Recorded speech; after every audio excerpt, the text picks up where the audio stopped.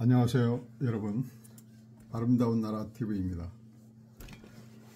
드디어 다사다난했던 2024년이 지나고 25년이 도래했습니다. 그 윤석열 대통령 부부가 계시는 한남동 사저에 공수처가 체포영장을 발부를 받아서 체포하기 위해서 집 주변에 이제 경찰들을 뿌려서 체포하기 위해서 하는데 1차 집회하는 시민들에 의해서 지금 사저에 들어가지 못하고 있는 상황이죠.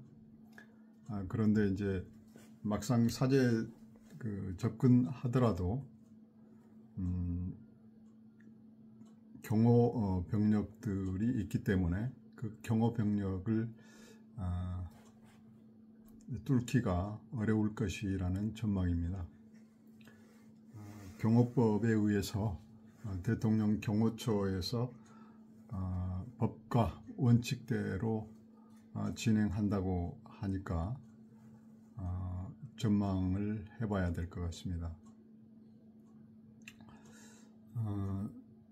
정말 국민의 한 사람으로서 이런 상황을 봤을 때 굉장히 자괴감을 느낍니다.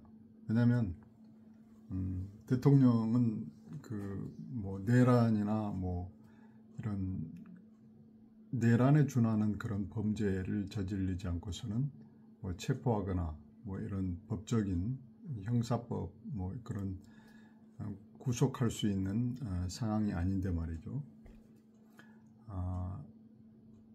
계엄 선포는 대통령의 고유 권한인데 그것을 통치자의 입장에서 판단을 해가지고 내릴 수 있는 것인데도 불구하고 지금 현 대한민국의 시국이 좌파에 작용화된 법조, 카르텔, 행정부마저 제가 볼 때는 작용화되어 있다고 봅니다. 그래서 공수처장인 오동윤이라고 하는 이 공수처장도 제 좌파 성격이 짙은 사람으로서 약간 부패한 사람으로 비춰집니다. 그런데 오동윤이라는 이자를 대통령께서 뽑았단 말입니다. 제가 이 공수처장의 오동윤 씨의 관상을 보니 굉장히 비굴한 사람이에요. 관상학적으로.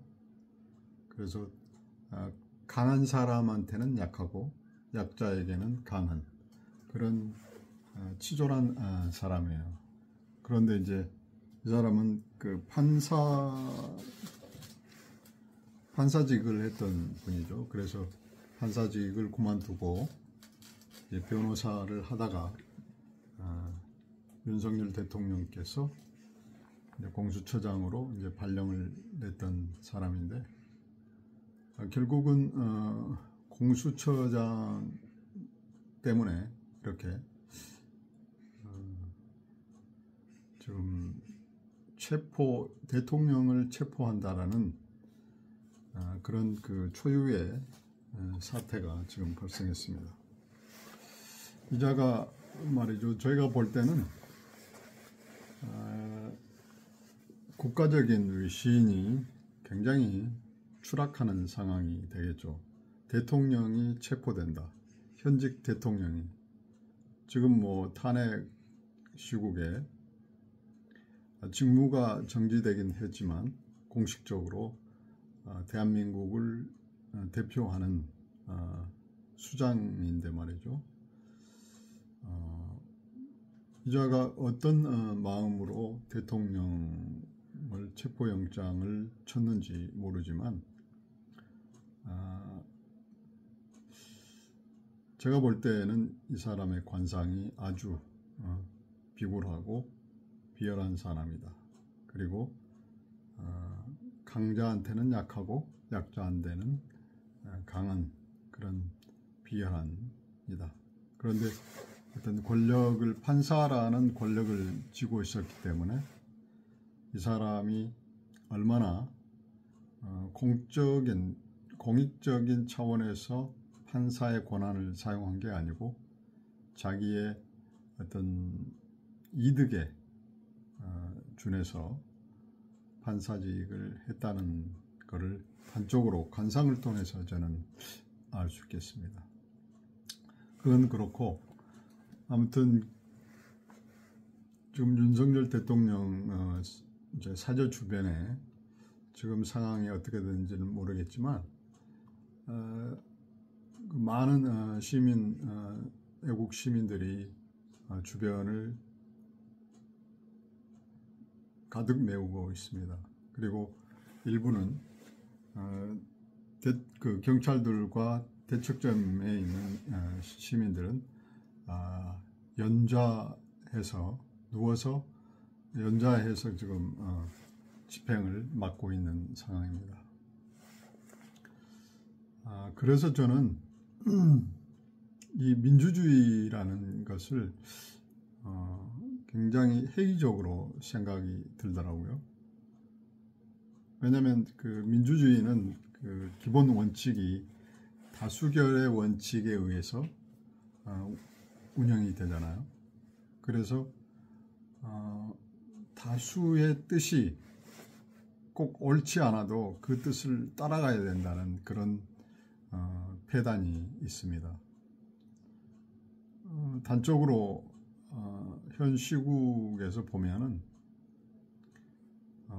총선에서 다수의 의석을 190석 이상의 다수의 의석을 점한 야당들이, 민주당 및 야당들이 담합을 해서 현 윤석열 정부를 지금 굉장히 운영을 못하게 보이콧하고 있는 경우지 않습니까? 그래서 민주주의라면은 소수의 의견이라고 할지라도 소수의 의견들을 존중해서 소수의 집단과 토론을 해서 좋은 방향으로 이끌고 가는 게 진정한 민주주의인데, 어떤 다수의 그 원칙을 내세워서 다수의 힘으로 어떤 자기들의 어떤 뜻을 관철시키려고 하는 이 생각은 독재적인 것이죠. 아주 뭐랄까 파쇼적인 독재 상황이라고 할 수 있죠. 굉장히 위험한 것이라고 할 수 있습니다. 그래서 저는 이 지금 다수의 폭거를 일삼고 있는 국회가 정상적인 국회라고 생각하고 있지 않기 때문에 국민의 이름으로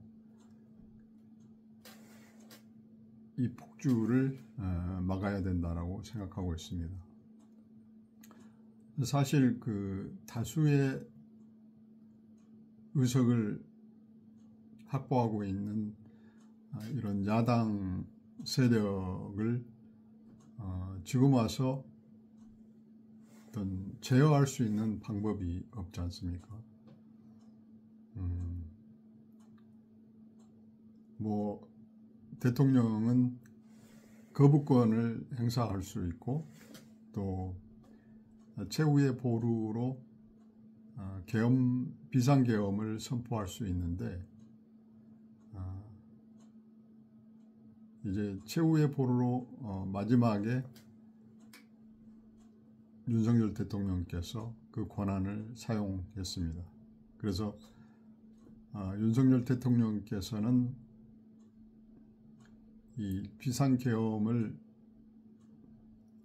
법에 따라서 법적인 절차를 따라서 이렇게 진행을 했는데, 그래서 최소한의 어떤 경제적인 피해 또는 국민들과 또는 그 생계를 위해서 사업하는 분들, 생계를 위해서 생활하는 국민들의 어떤 최소한의 피해를 막기 위해서 단시간에 걸쳐서 비상계엄을 진행을 했고, 의회의 해제 요구를 들어줘서 비상계엄을 해제를 했습니다. 이런 절차적인 합법적인 평화적인 비상계엄인데도 불구하고 야당은 다수의 의결로, 다수의 의견을 통해서 대통령을 탄핵까지 시켰습니다. 내란죄 혐의로 말이죠. 대통령이 내란을 한다는 것은 상식적이지 않고 성립이 되지 않는 이야기인데 말이죠. 본인들도, 국회의원 본인들도 이것이 내란 죄가 성립될 수 없다는 걸 알면서도 본인들의 어떤 복주를 위해서 대통령을 탄핵을 시켰습니다. 그래서 지금 이제 헌재로 넘어가서 이제 심판을 기다리고 있습니다만은, 그 와중에 이제 공수처장이 이렇게 체포영장을 집행하려고 하고 있습니다. 근데 이것도 이제 월권인 게 뭐냐면, 여러분도 잘 아시다시피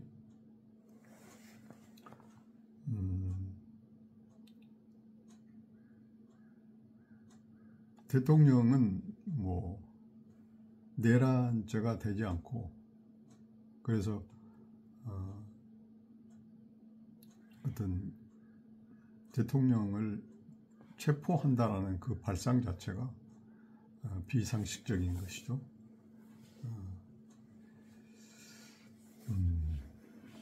그래서 대통령 경호법에 의해서 대통령을 체포할 수 없는 상황인데도 무리한 형 집행을 하려고 지금 하고 있습니다. 그래서 저는 이런 그 불법적인 상황들이 진행되는 것들을 바라보면서 이게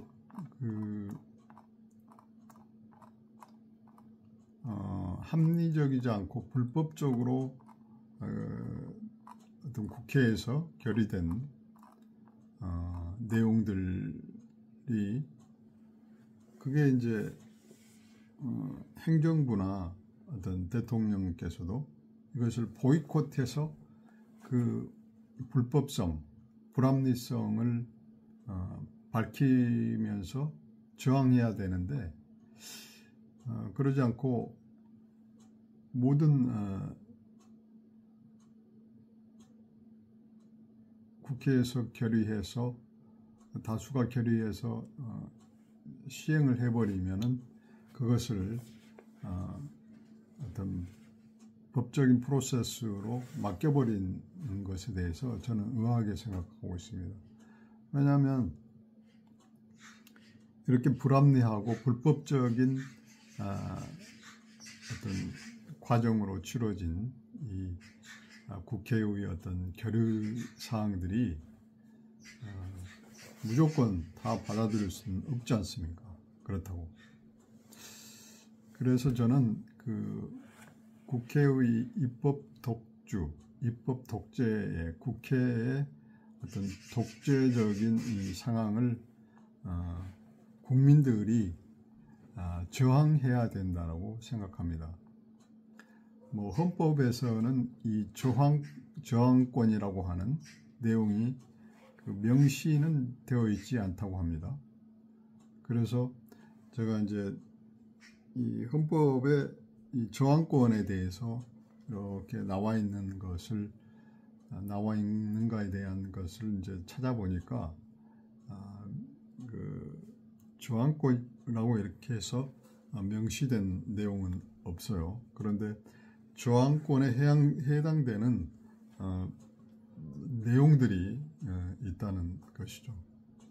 그래서 제가 인터넷에서 저항권에 대해서 조금 공부를 해보려고 이렇게 한번 찾아봤습니다. 저항권 또는 혁명권은 국가 권력에 의하여 헌법의 기본 원리에 대한 중대한 침해가 행하여지고 그 침해가 헌법의 존재 자체를 부인하는 것으로서 다른 합법적인 구제 수단으로는 목적을 달성할 수 없을 때에 국민이 자기의 권리를 자유를 지키기 위하여 실력으로 저항하는 권리이다. 그래서 이제 이렇게 뭐 학문적인 뭐 사전적인 의미를 저항권을 제가 한번 알아봤습니다. 그래서 그 국회에서 입법 독주 또는 다수의 그 폭주를 통해서 법적인 법치가 지금 무너지고 있거든요. 여러 가지 것들이 이번 그 대통령 그 체포 영장도 원래 이제 그 공수처에서 이제 그 영장을 칠 때 뭐 중앙 그 법원에서 하기로 되어 있다고 하는데 공수처에서 이제 판사들을 그 어떤 보고 판사들을 찾아서 서부지법원에 그 영장을 청구를 했다고 하죠. 그래서 이거는 어떤 법적인 원리, 원칙이나 관례를 깨버리고 편법으로 이렇게 해서 그 뭐 관례도 없는 내용을 대통령을 체포하려고 하는 의도를 지금 드러내고 있지 않습니까? 그래서 굉장히 어떤 그 시민들의 애국 시민들의 어떤 그 분노를 지금 사고 있죠. 그래서 저는 그 이런 그 편법적이고 불합리하고 불법적인 이런 그 것들이 지금 국회에서 입법 독주, 어떤 다수의 폭주가 어떤 불법적으로 자행되는 것과 함께 그거에 준해서 그거에 따라서 많은 그 지금 사법기관들이 이 어떤 원칙이나 관례를 깨고 편법으로 지금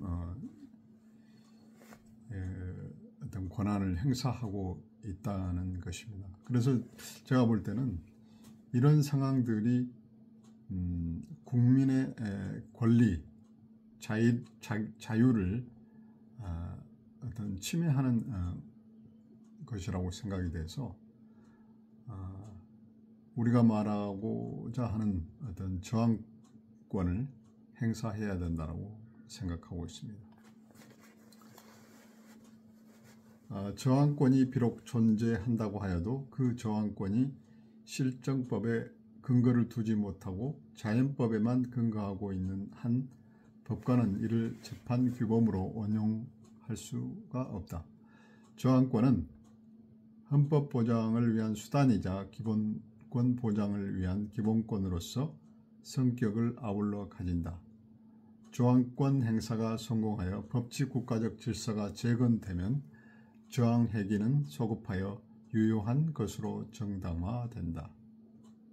그래서 이렇게 이제 법치가 무너지고 다수의 어떤 행포가 만연해지는 이 비합리적인 상황에서 정말 국민의 저항권이 행사가 되어서 지금 이 자유민주주의 국가 체제 내에서 법치가 작동되지 않으니까 저항권이 행사가 돼서 이 법치 국가적인 질서를 다시 잡아야 한다.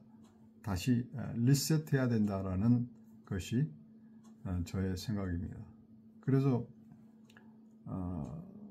지금 저항권이 발동이 돼서 국민들 한 사람 한 사람들이 뭐 광화문 광장에서 또는 시청 광장에서 지금 한남동 사저 주변에서 지금 많은 시민들이 한 목소리를 내고 있습니다. 그래서 제가 볼 때는 이 저항권이 많은 시민들의 어떤 소리가 더 큰 영향력으로 발동이 되려면 저는 이제 이걸 조직화해야 된다고 생각합니다.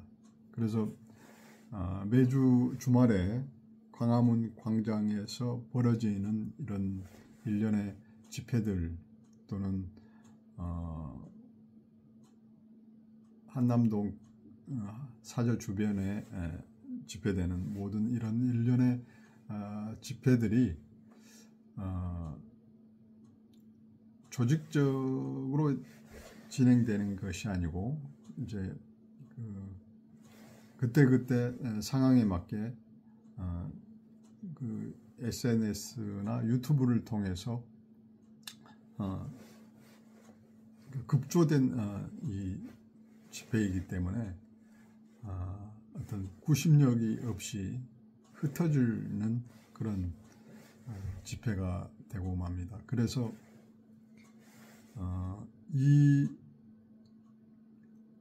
제가 이제 이 저항권을 발동하고 있는 모든 시민들에게 하나 제안하고 싶은 것은 뭐냐면 조직화하자. 그래서 그 조직된 힘으로 그 집회를 해야지. 그래서 그렇게 어떤 조직된 힘을 대표하는 어떤 대표 기구가 만들어져서 대표 기구가 어떤 그 다수의 행포를 저지르는 이런 세력에게 의견을 저항권으로 모인 그 시민들의 의견을 강력하게 제시할 수 있는 그런 대표성이 있어야 된다고 저는 생각합니다. 그래서 이제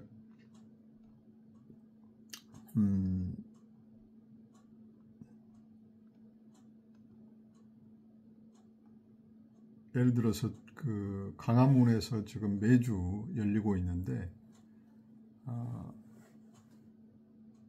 광화문에서 시청에서 또 서울역에서 또 마포, 한남, 또 여의도 이렇게 광화문에서부터 시작해서 여의도까지 모든 시민들이 도열해서 국회를 국회의사당까지 우리가 그 저항권을 발동을 하는 것이죠. 그래서 국회를 점거하는 그런 의지까지 보여야 된다. 그래서 국민의 힘으로 저 무도한 이 국회의원들의 어떤 무도한 그 폭주를 막아야 된다 라는 생각을 합니다. 국회가 어떤 그 국민들을 위한 그 민의의 전당이 되지 않고 국가 체제를 전복시키려고 하는 그런 곳으로 전락해 버렸기 때문에 우리 대한민국의 모든 애국 시민들이 저 국회의사당을 점거를 해야 된다라고 저는 생각하고 있습니다. 그래서 그곳에서 다시 범국민 토론회를 거기서 개최를 하면 좋을 것 같습니다. 아니면 광화문에서라도 범국민 시국 토론회를 개최하고 또 국민총회를 통해서 국민을 대표하는 어떤 저항권으로 모인 이 시민들을 대표하는 대표자를 선출해서 우리가 이거를 조직적인 방법으로 저항운동을 해야지 이게 효과적인 방법이 되지 않을까라는 생각을 합니다. 그래서 지금 그 집회를 주도하고 계시는 많은 단체나 유튜버 대표들께서 또는 정강훈 목사님이나 좀 신혜식 대표님이나 아주 애국 시민들의 저항권이 모인 이 집회를 대표하는 분들이 범국민 시국 토론회를 개최할 것을 제안을 하는 바입니다.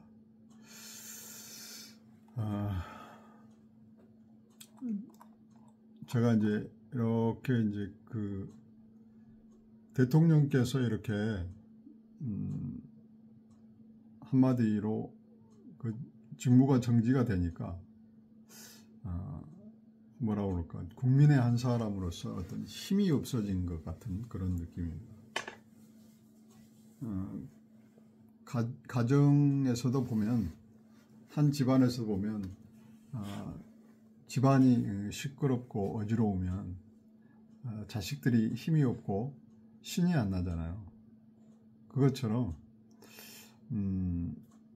대통령께서 이렇게 직무가 정지되니까 국민의 한 사람으로서 자괴감을 느끼고 되게 그 자체가 스트레스인 것 같습니다. 그래서 2025년 올해는 이런 국가적인 위기 상태가 빨리 회복이 돼서 정말 대한민국이 번영하는 나라가 될 수 있도록 모든 국민들이 의지를 결집하면 좋겠습니다. 여러분, 이제 제 아름다운 나라 TV 채널이 아직 1000명도 안 됐습니다. 그래서